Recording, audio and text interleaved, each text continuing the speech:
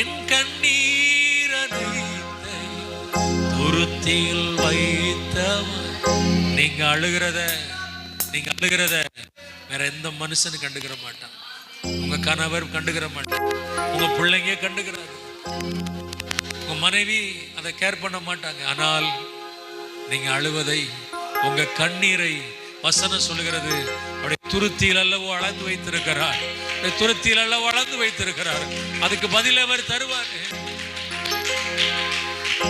நீங்க நினைக்கிறீங்க நான் வேதனைப்படுகிறது, நான் அழுகிறது வேற யாருக்கும் தெரியலையே, யாருன்னே விசாரிக்கலையே, யாருன்னே கேட்கலையே. உன்னை கேட்பேன்னு அவர் எழுதி வச்சிருக்கிறார்.